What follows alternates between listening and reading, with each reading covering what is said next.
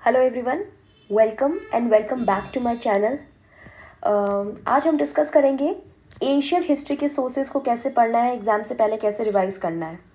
जैसे कि अभी कुछ टाइम ही बचा है एग्ज़ाम के लिए, यूपीएससी 2024 प्रीलिम्स के लिए। एक एशियन हिस्ट्री एक बहुत एक इम्पॉर्टेंट टॉपिक है जहाँ पे अगर हम पीवाईक्यूज़ देखें तो काफ़ी सारा वेटेज होता है, कम से कम 13-14 क्वेश्चंस का वेटेज होता है।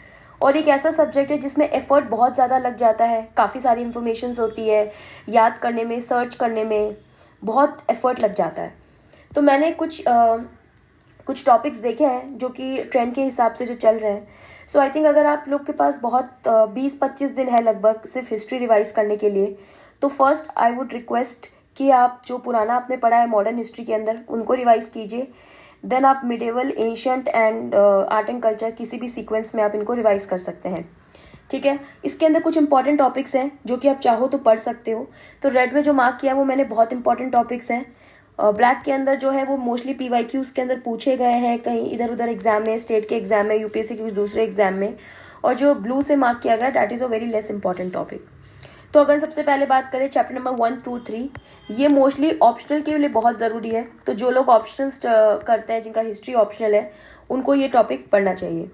Stone age and stone copper phase का अगर हम बात करें तो यहाँ पे कुछ साइट्स हैं जो इंपॉर्टेंट है, जो कि स्टेटमेंट में पूछ ली जाती है। तो ये टॉपिक पीवाईक्यूज के अंदर कुछ एग्जाम्स के अंदर पूछा हुआ है, तो आप इन टॉपिक्स को इस तरीके से रेफर कर सकते हो ना।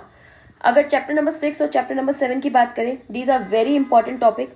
हड़प्पन सिविलाइजेशन से और ऋग्वेदिक एज से काफ़ी क्वेश्चंस आते हैं। ऋग्वेदिक एज से इनफैक्ट कुछ जो संस्कृताइजेशन वाले नाम होते हैं या ओल्ड नाम होते हैं जिनको हम बोलते हैं, वो पूछ लिया जाता है। ठीक है, तो इसके लिए मैं आपको बोलूंगी कि आप ल्यूसेंट भी है साथ में लेके बैठिए और उसके अंदर से जो भी ऐसा कुछ नाम दिखे तो आप उनको रेफर कर सकते हो। ल्यूसेंट के अंदर जो भी टेबल्स हैं उनको आप पढ़िए, क्योंकि उनमें से डायरेक्ट इन्फॉर्मेशन वहाँ से ली जाती है और उनको स्टेटमेंट में बना के एक ऑप्शन क्रिएट कर दिया जाता है।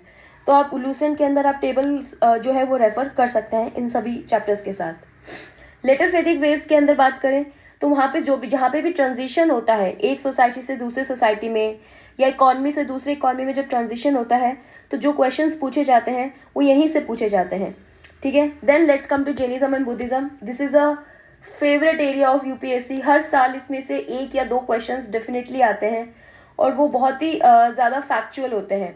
तो अगर आपको फैक्चुअल इन्फॉर्मेशन कहीं से भी मिलती है जैनिज्म एंड बुद्धिज्म की, तो आई रिकमेंड कि आप उसको अच्छे से प्रॉपर तरीके से करें। तो these are the territorial states, Magadha empire, Iranian and Macedonian invasions, age and society of during the Buddha age and the age of modern empire। तो ये स्टेट सर्विसेज के अंदर इनमें से काफी क्वेश्चंस पूछा जा चुका है और यूपीएससी के कुछ दूसरे एग्जाम्स लाइक सीडीएस, एनडीए उसमें पूछा गया है। But UPSC civil service prelims के अंदर अभी तक इनमें से ज्यादा कुछ क्वेश्चंस पूछा नहीं है। बट यस, अशोका का आर्किटेक्चर जो है वो काफी इंपॉर्टेंट है, जिसमें पिलर्स जो है वो आप रेफर कर सकते हो। Now again significance of modern rule, इसके अंदर जो एडमिनिस्ट्रेशन रिलेटेड एस्पेक्ट है, नाउ यहाँ पे भी सोसाइटी, इकॉनमी और एडमिनिस्ट्रेशन जो है वो चेंजेस हुए हैं, तो यहाँ से पूछने के ज़्यादा चांसेस है क्वेश्चंस के। Now external invasion and age of Satavahanas, यहाँ पे मोस्टली दूसरे एग्जाम्स के अंदर पीवाईक्यूज के अंदर पूछा गया है। Now let's come to the history in deep south.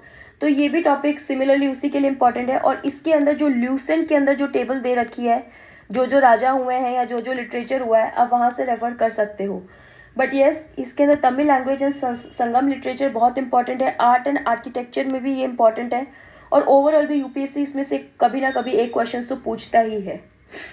Rise and growth of Gupta empire अगर हम देखें and life in Gupta age, this topic is also important for prelims. ठीक है, उसके बाद Harsha and his time, Harsha के जो भी अकाउंट्स है उसके टाइम पे जो लिखे गए थे accounts, that topic is very important. Then अगर न्यू स्टेट्स डेवलपमेंट की बात करें, जहाँ पे चालुक्य टेम्पल्स वहाँ पे बहुत इंपॉर्टेंट है। यहाँ पे कुछ स्टेट जो डेक्कन में बने थे उस टाइम पे, तो उनके लिए भी काफ़ी इंपॉर्टेंट है। वहाँ पे आर्ट एंड आर्किटेक्चर से रिलेटेड मोस्टली क्वेश्चंस पूछे जा सकते हैं।